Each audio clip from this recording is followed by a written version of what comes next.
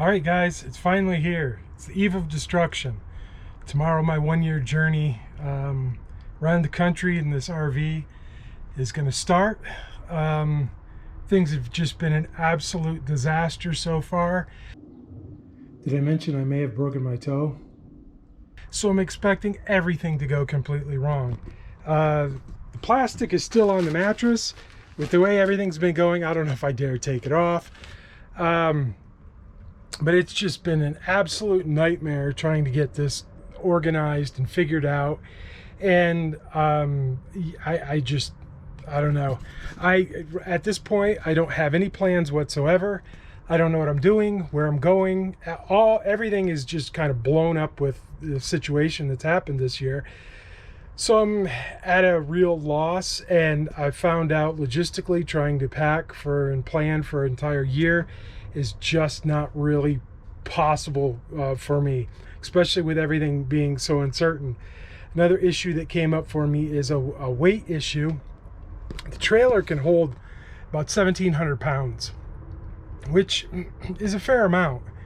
The problem is, if all my tanks are full, my freshwater, my gray, and my black tank, that's over 1,000 pounds. That's close to 1,200 pounds actually.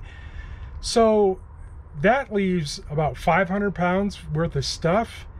That's not enough. You could easily go over that. So what I figured out is I'm not going to be able to run with my tanks full at all. So I'm just going to have to carry the bare minimum. But so yesterday I started adding a little bit of water to the freshwater tank, so I'd have, what I figured I would need to get by until I could add some more. I came here today and discovered there's water under the trailer.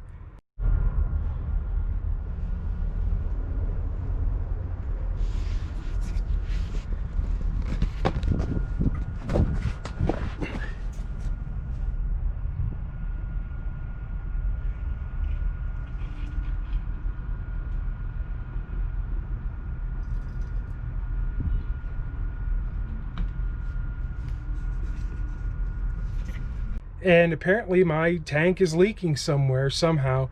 The bottom is all sealed, so I can't see it without taking the whole bottom off of this thing. There's no water in the trailer at all.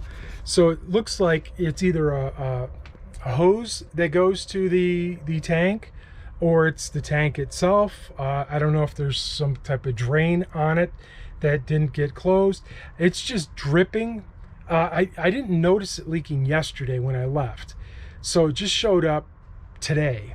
I don't know if there was enough time. Actually, I put 6 gallons in a few days ago, and I didn't notice any leaking from that at all.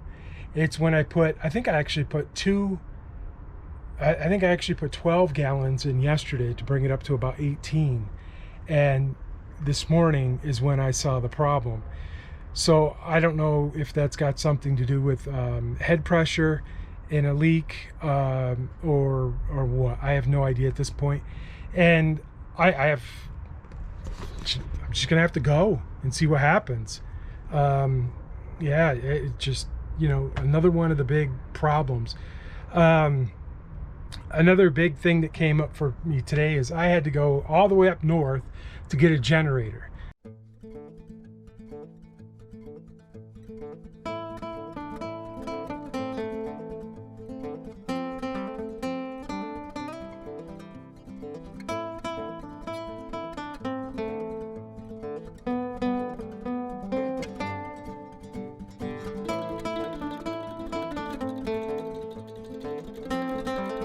Because there's like nothing available in Denver.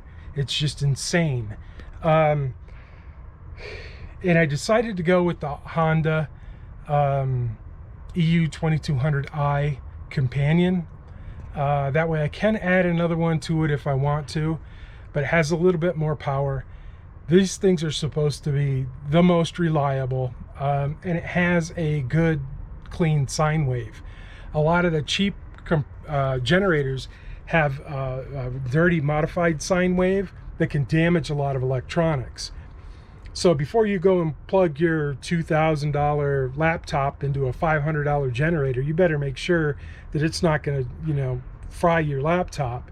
That was one of the things, or the model that I was planning on buying.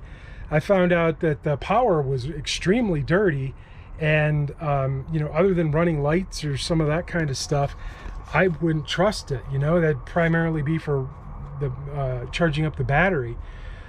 So I decided, you know, since I'm going to be gone for so long, I'm going to be depending on it, I'll go with the Honda. I was also looking at the Predator from Harbor Freight that has a pretty good sine wave. The one I wanted, I went to a store to buy and they didn't have it, and so I was going to have to run around and figure out something, but I don't know. Basically what it comes down to is the Honda was twice as much as the Predator. So I could have bought two of the Predators, hooked them together, and gotten double the power for the same price as this one Honda generator.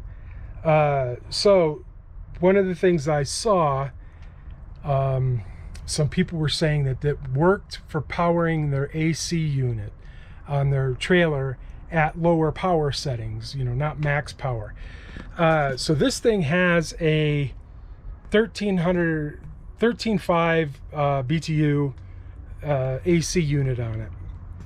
So it wouldn't be able to run at full power, but it should be able to run it on low settings. If it doesn't, I just made, you know, $1,000 mistake. I would have been better off with the two Predators from Harbor Freight. So we'll wait and see.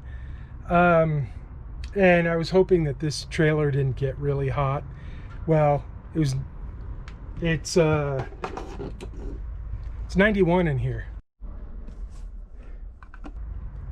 So, you know, AC is going to be somewhat important. Now I'm a little worried about the cat and having to find, you know, good places to park this in the shade. So in the shade, of course, kills the solar, but that might be a fair trade-off. Now, the 20-volt solar panel that's on this actually took a month to charge up the batteries on this. And I did some calculation, even with the 100-watt added panel that I got,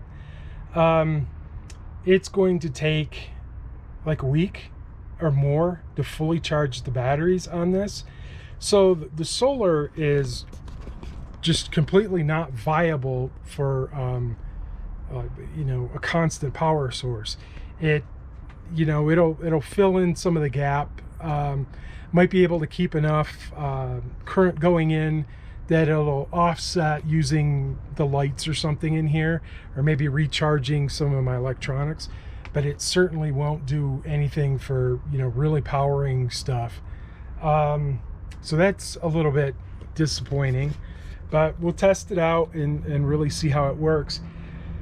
So honestly, I have no idea if anything in this trailer actually works or not. I'm just gonna have to go out and see what happens. I might just have a, you know, an expensive box on wheels, and I don't know. This isn't looking good so far. But anyways, this is it.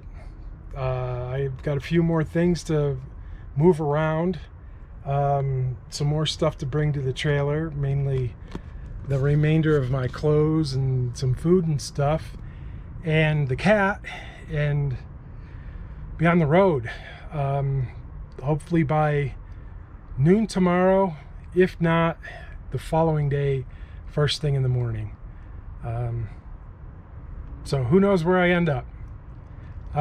Thanks for watching, and I'll see you next time from somewhere.